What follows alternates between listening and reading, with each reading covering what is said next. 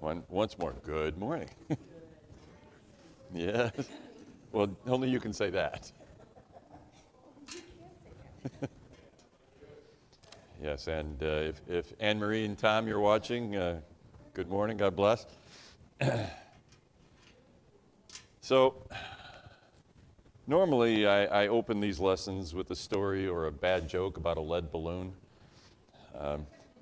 And then I follow it with a full recap of the previous lesson.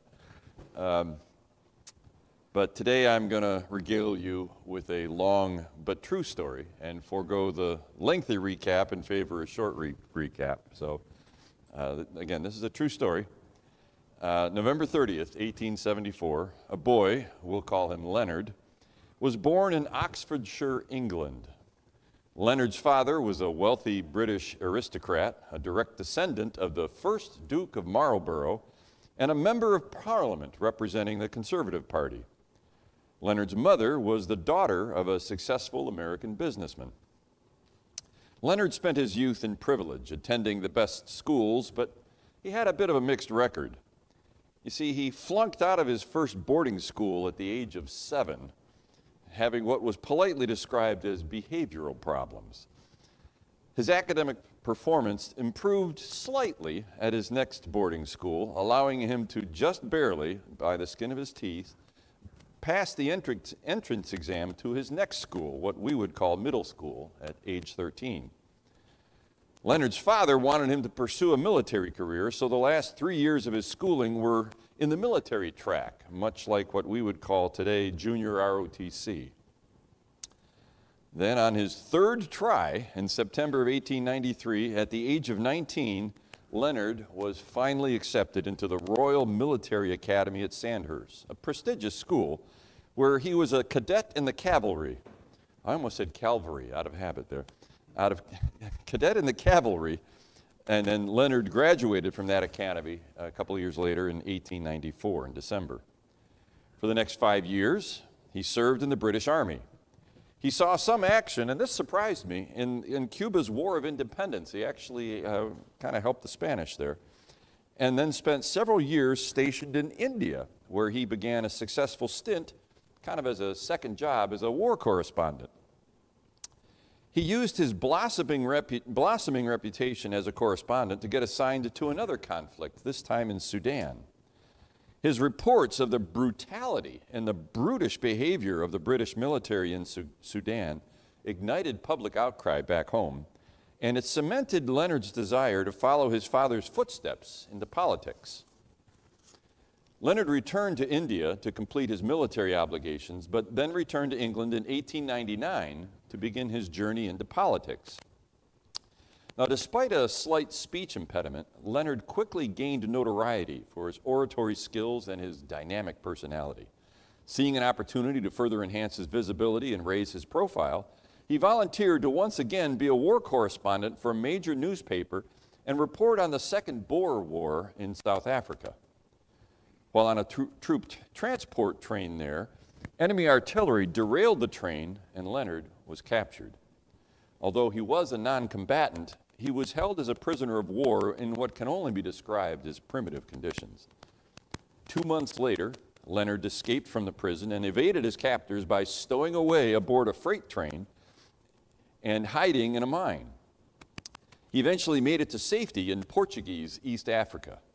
His accounts of his escape made headlines back home, so in a sense, Leonard achieved his objective. But seeing further opportunities to serve his country and his own aspirations, Leonard briefly rejoined the army the following month.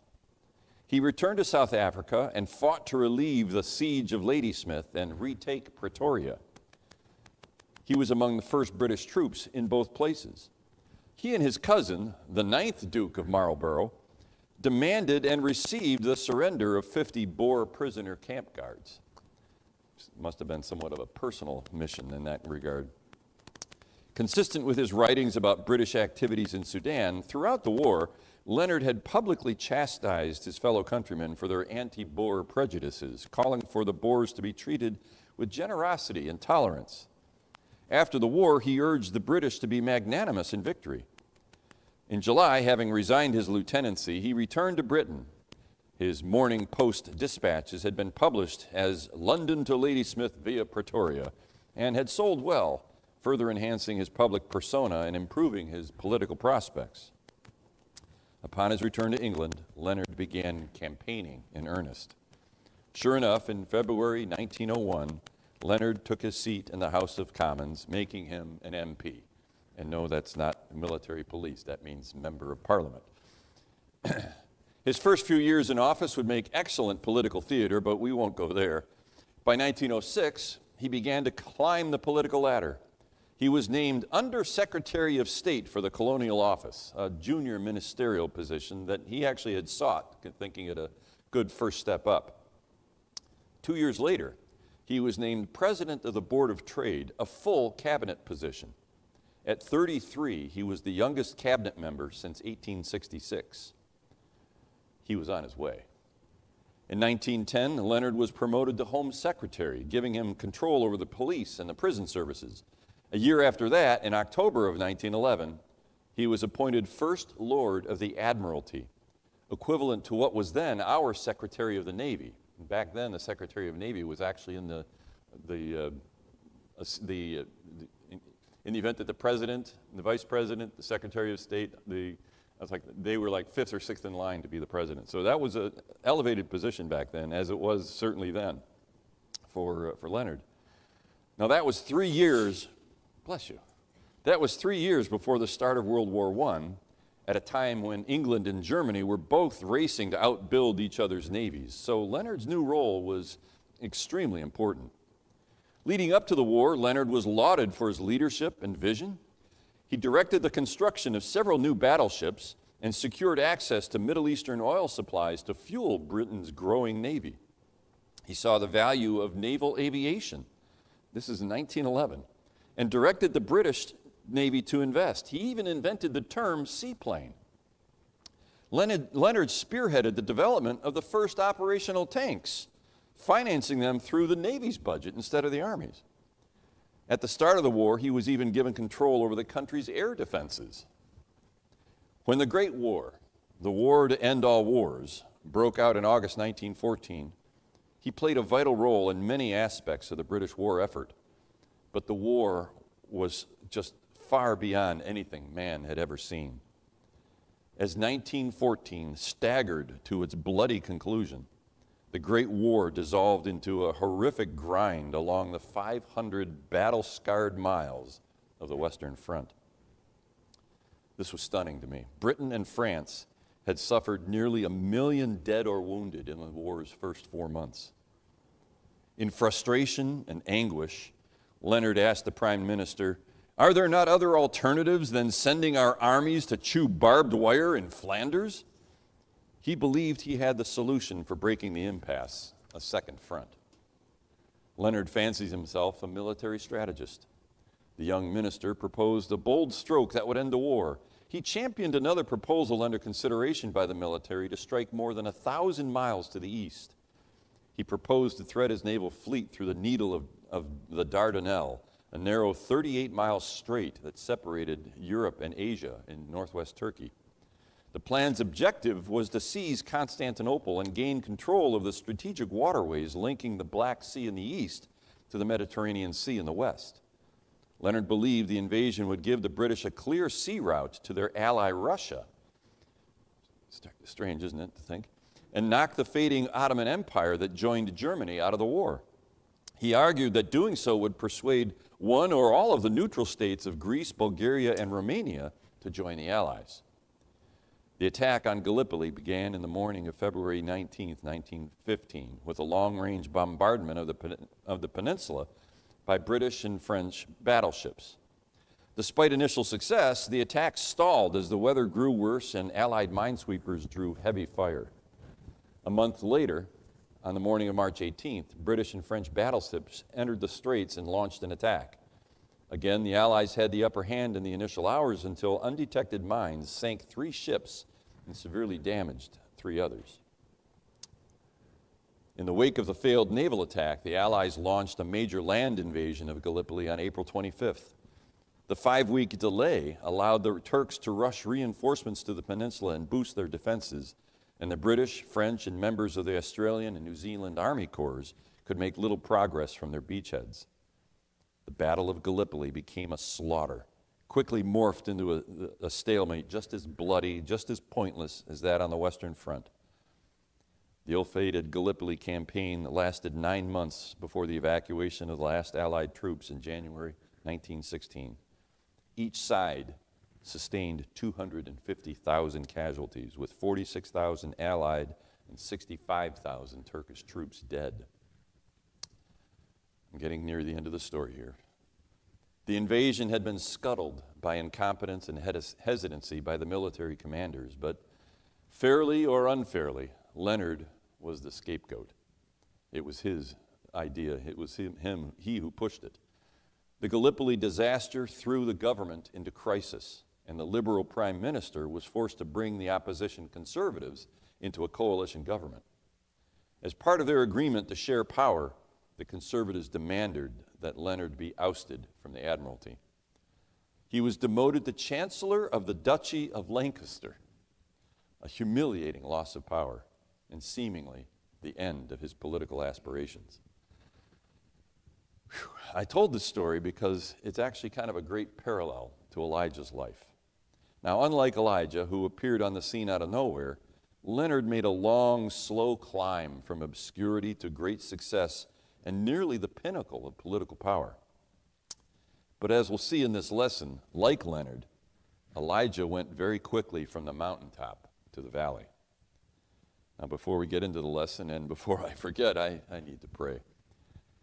Father in heaven, thank you so much for the great privilege you've given me to stand before these dear people and try to teach a lesson from your word. Lord, I pray that you'll give me the right words to speak, and Lord, that you'll have everyone here and who might be dropping in online the attentiveness, Lord, and open hearts and open mind that will allow them to understand the lesson and apply it to their own lives. And Lord, I just pray that as a result we'll understand you a little bit better and ultimately love you more. In Jesus' name, amen. Now, 3 weeks ago, we covered the first part of the lesson, and we'll have a pop quiz after this. Those of you who came in late, you can steal some notes from others. 3 weeks ago, we covered the first part of the lesson, Elijah's triumph. We first meet Elijah in 1 Kings 17:1, where he marches boldly up to King Ahab and sets off an amazing sequence of events. Elijah tells King Ahab that God had passed judgment on Israel in the form of a famine-inducing drought. God judged Israel because they worshiped the Canaanite gods. Although Canaanite religion was polytheistic, worshiping many gods, the primary deity was Baal, who was the storm and fertility god, bringing moisture to the earth, causing the crops to grow. When they needed rain, Baal worshipers would do just about anything, and much of it was really hard to read about.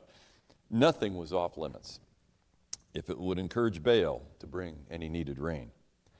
Clearly, the Israel of Elijah's time was troubled and in trouble, and that was a source of Elijah's burden.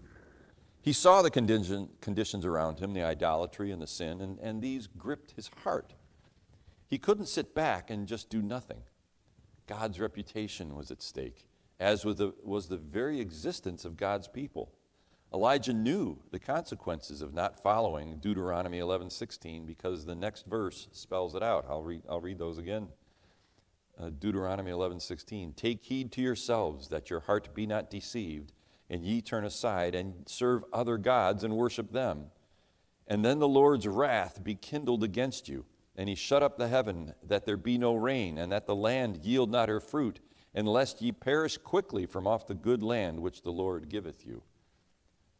Elijah prayed to God that he would do what he promised, to withhold rain from his idolatrous people.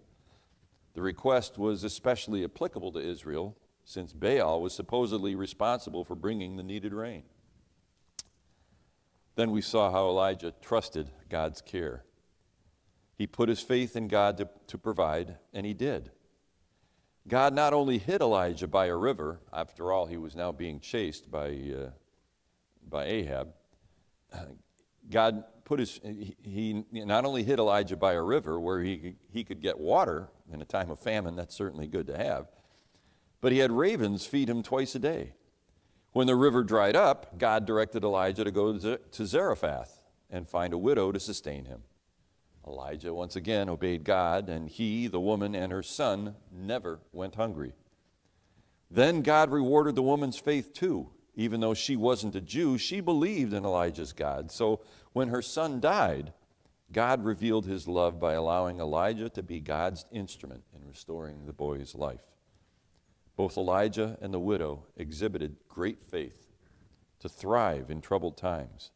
When they faced their crossroads, they trusted God to care for them.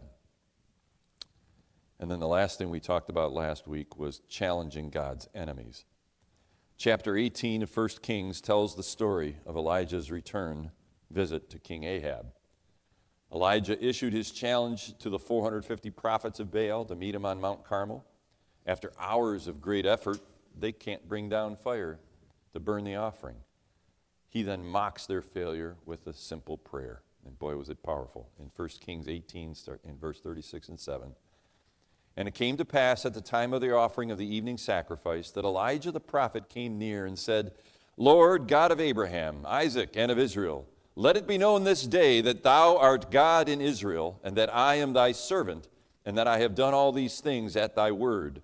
Hear me, O Lord, hear me, that this people may know that thou art the Lord God, and thou hast turned their heart back again. And God answered his prayer, as only God can. In the next verse, then the fire of the Lord fell and consumed the burnt sacrifice and the wood and the stones and the dust and licked up the water that was in the trench. And the eyes of the Israelites were then opened. Immediately they worshiped God and claimed him once more as their God. Elijah then, once again, followed God's command. He instructed the people to slay the prophets of Baal. True to form, Elijah maintained his faith and repeatedly instructed his servant to look for signs of rain.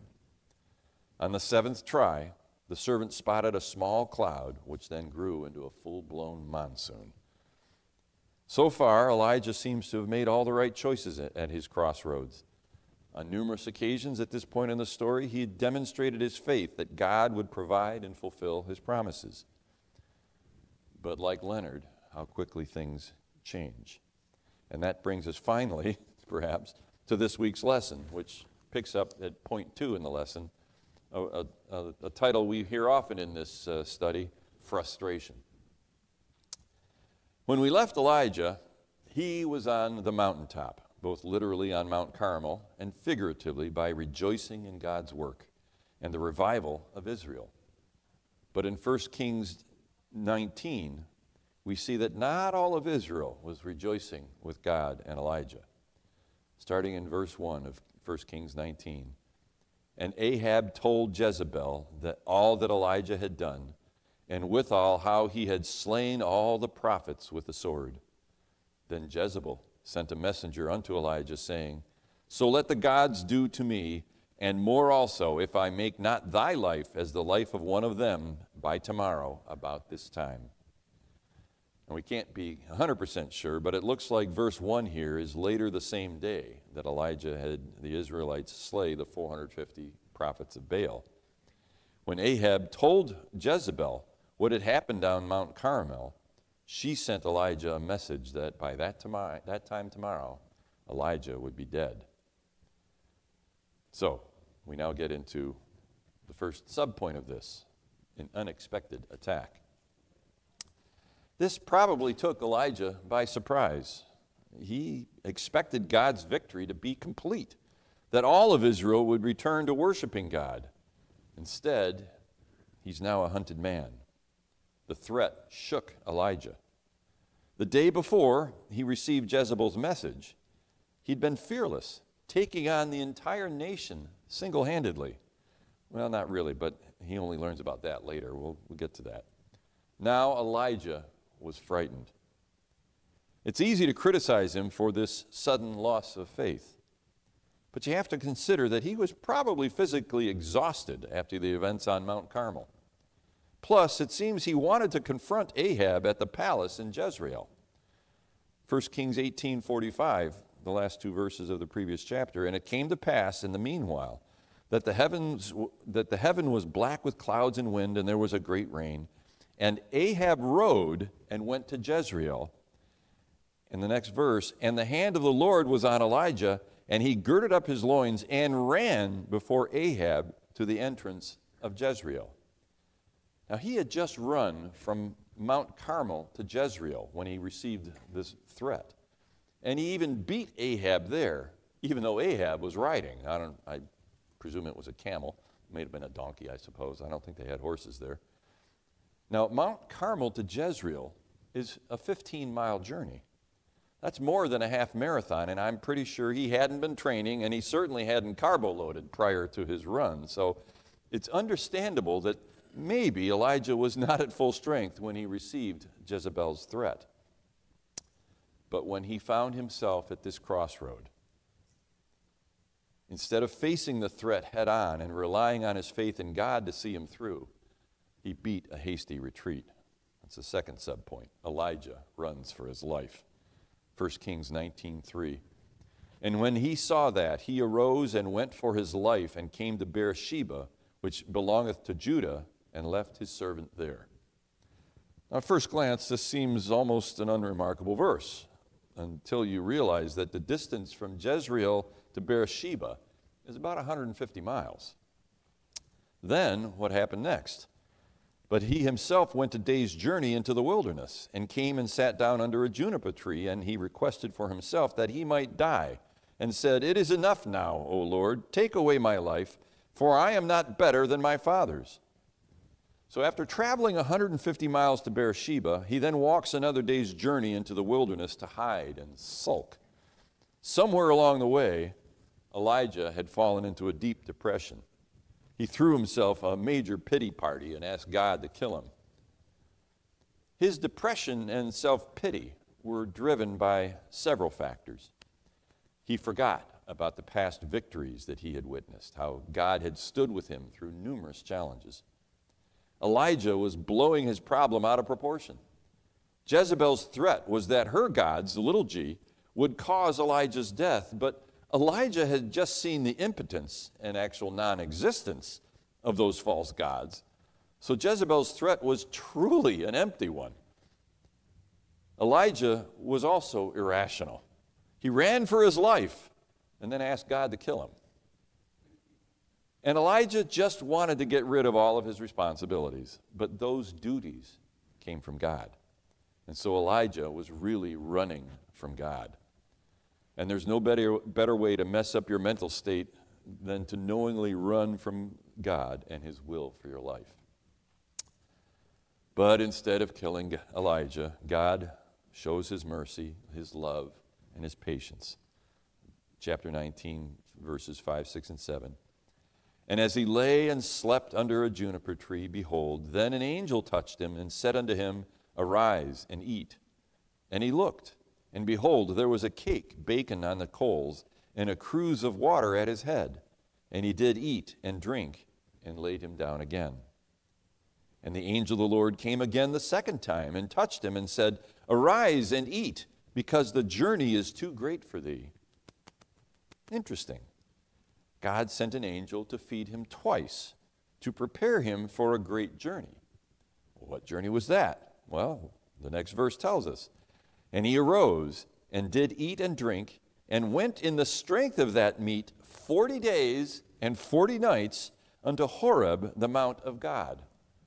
That was some meal that angel provided. It sustained Elijah for 40 days and 40 nights, and let him make the journey to Mount Horeb. Well, how far is Mount Horeb from Beersheba, you ask? Well, let me tell you. It's a mere 200 miles. Well, just a nice little stretch of the legs. Once he arrived at Mount Horeb, God provided safety and shelter in a cave. And it was in that cave that God spoke to Elijah and showed once again that God is a compassionate God. Let's eavesdrop on that conversation they had, shall we? Starting in 19:9, 1 Kings 19:9. And he came thither unto a cave, and lodged there. And behold, the word of the Lord came to him, and he said unto him, What doest thou here, Elijah? And he said, I have been very jealous for the Lord God of hosts, for the children of Israel have forsaken thy covenant, thrown down thine altars, and slain thy prophets with the sword, and I, even I only, am left, and they seek my life to take it away. And he said, Go forth and stand upon the mount before the Lord. And behold, the Lord passed by, and a great and strong wind rent the mountains and brake in pieces the rocks before the Lord. But the Lord was not in the wind, and after the wind an earthquake. But the Lord was not in the earthquake. And after the earthquake a fire, but the Lord was not in the fire. And after the fire a still small voice. This is kind of cool. Instead of chastising Elijah, God asks him ever so gently, What's up? Why are you hiding? Why are you afraid? Elijah answers by saying that despite doing everything God asked, nothing's changed. Elijah is all alone and fears for his life. He's in danger because he faithfully followed God. Now, reading between the lines, it's as if Elijah is telling God that God should have passed immediate judgment on Israel. Elijah doesn't think God should show patience or mercy to idol worshipers. Then God causes a wind, an earthquake, and a fire, but God was not in them. That means that these events were not a judgment of God, were not a judgment from God, because no harm resulted. These were symbolic of God's mercy, his patience, and his compassion. At the end of verse 12, and after the fire, a still small voice, God whispers to Elijah. And the conversation then continues. In verse 13, and it was so, when Elijah heard it, that he wrapped his face in his mantle and went out and stood in the entering in of the cave. And behold, there came a voice unto him and said, What doest thou here, Elijah? Once again he said, And I have been very jealous for the Lord God of hosts, because the children of Israel have forsaken thy covenant, thrown down thine altars, and slain thy prophets with a sword. And I, even I only, am left, and they seek my life to take it away. God asked the same question, and Elijah answers the same way, verbatim. He stubbornly clings to his depression like a child throwing a tantrum. He refuses to admit the truth that God is judgment, but that he is also patience. We know that also, like in Romans 2:4. Or despisest thou the riches of his goodness and forbearance and long-suffering, not knowing that the goodness of God leadeth thee to repentance? Or in 2 Peter 3:9, the Lord is not slack concerning his promise, as some men count slackness, but is long-suffering to usward, not willing that any should perish, but that all should come to repentance. God then reveals his plans to Elijah in the following verses 15 through 18. And the Lord said unto him, Go, return on thy way to the wilderness of Damascus, and when thou comest, anoint Hazael to be king over Syria. And Jehu the son of Nimshi shalt thou anoint to be king over Israel. And Elisha the son of Shaphat of Abimeloah shalt thou anoint to be prophet in thy room. And it shall come to pass that him that escapeth the sword of Hazael shall Jehu slay, and him that escapeth from the sword of Jehu shall Elisha slay. Yet I have left me 7,000 in Israel, all the knees which have not bowed unto Baal, and every mouth which hath not kissed him. In these verses, God tells Elijah that there will be new kings over Syria and Israel, and that Elisha will be a prophet. But God also informs Elijah that he is far from alone. There is a remnant of 7,000 faithful followers. With this bit of news, Elijah's faith is restored. He realized running away accomplishes nothing. And he soon learns that getting back to God's plan is one of the best ways to overcome depression. Now, in those previous 4 verses, God restored Elijah and set him back to work. Elijah overcame his mistaken choice at his crossroad because our God is a God of second and sometimes even third and fourth choices or chances. God's patience against sinners, though, is not infinite. His judgment will come. And Hazael, Jehu, and Elisha would be God's instruments of judgment against Ahab, Jezebel, and the Baal worshipers in Israel. Meanwhile, Elijah knows he's not alone. He simply needs to trust that. And this brings us to the final point of the lesson: service. Finally, Elijah is back in the saddle. He responds to God's instructions correctly. 1 Kings 19:19. So he departed thence and found Elisha, the son of Shaphat, who was plowing with 12 yoke of oxen before him. 12 yoke, that's... And he with the 12th, and Elijah passed by him and cast his mantle upon him. Now, if you follow the chronicles of the rest of 1 Kings into 2 Kings, you'll see that Elijah spent the next 10 years serving God, announcing God's judgments, prophesying, and preparing Elisha for his role as prophet. In 1 Kings chapter 21, we see the account of Naboth's vineyard, where Jezebel has Naboth put to death in Ahab's name, so Ahab can claim Naboth's vineyard. God then appears to Elijah and sent him to pronounce judgment. Now, I know we're supposed to love lost sinners, but sometimes it is reassuring to see God hand out justice, isn't it? 1 Kings 21, verses 17 and 18. And the word of the Lord came to Elijah the Tishbite, saying, Arise, go down to meet Ahab, king of Israel, which is in Samaria. Behold, he is in the vineyard of Naboth, whither he is gone down to possess it. Verse 19. And thou shalt speak unto him, saying, Thus saith the Lord, Hast thou killed, and also taken possession? And thou shalt speak unto him, saying, Thus saith the Lord, In the place where dogs lick the blood of Naboth shall dogs lick thy blood, even thine. And Ahab said to Elijah, Hast thou found me, O mine enemy?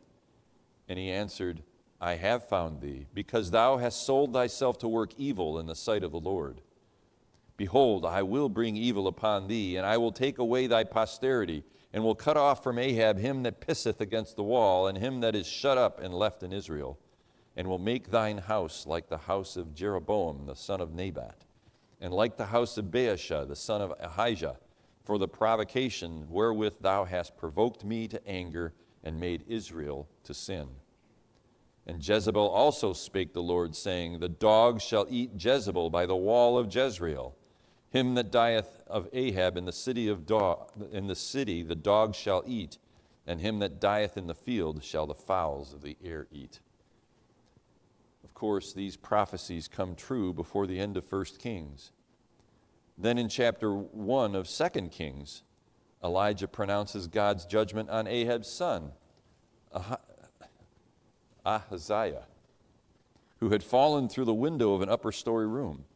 Instead of relying on God for help, Ahaziah had sought help from the Philistine god Beelzebub. God sends Elijah to Ahaziah to tell him that he will die. 2 Kings 1:15. And the angel of the Lord said unto Elijah, Go down with him, be not afraid of him. And he arose and went down with him unto the king. And he said unto him, Thus saith the Lord, Forasmuch as thou hast sent messengers to inquire of Beelzebub, the god of Ekron, is it not because there is no God in Israel to inquire of his word? Therefore thou shalt not come down off that bed on which thou art gone up, but shall surely die. And sure enough, in verse 17, so he died according to the word of the Lord, which Elijah had spoken. Now, as mentioned, Elijah did much more than prophesy for those 10 years. He also spent time preparing Elisha to be his successor. That was perhaps Elijah's most important ministry, although it lacked the drama of his prophesying. When the Spanish conquistador Cortez arrived in what is today Mexico, his soldiers didn't want to fight. They were tired of the voyage. The natives were hostile, and it was a strange land. Cortez, who wanted to conquer this new land, would have none of it. To motivate his men, he burned his ships to the waterline. They had no choice. There was no turning back. Elisha did kind of the same thing. He was a wealthy man, but he gave up everything to answer God's call. He slew his oxen and burned his equipment. There was no going back. He poured himself into learning all that he could from Elijah. Then that exciting day came, described in 2 Kings chapter 2, starting verse 9. And it came to pass, when they were gone over, that Elijah said unto Elisha, Ask what I shall do for thee before I be taken away from thee.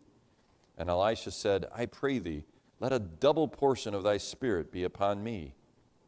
And he said, Thou hast asked a hard thing. Nevertheless, if thou see me when I am taken from thee, it shall be so unto thee. But if not, it shall not be so. And it came to pass, as they still went on and talked, that behold, there appeared a chariot of fire and horses of fire, and parted them both asunder, and Elijah went up by a whirlwind into heaven. Other than Enoch, Elijah is the only person who never died. This passage also shows something about Elisha's faith too. We wouldn't normally think of Elijah's question to Elisha as a crossroad, but Elisha faced a decision, much like Solomon's, when Solomon asked God for wisdom. Elisha could have asked Elijah for anything, but he asked for a double helping of his spirit. That was a wise choice, and it showed not only the maturity of Elisha's faith, but also it shows the depth of the spiritual training that Elijah provided. We need to follow Elijah's example and train up the next generation of believers too. And we should also follow Elijah's example of not letting discouragement and failure lead to a loss of faith and defeat.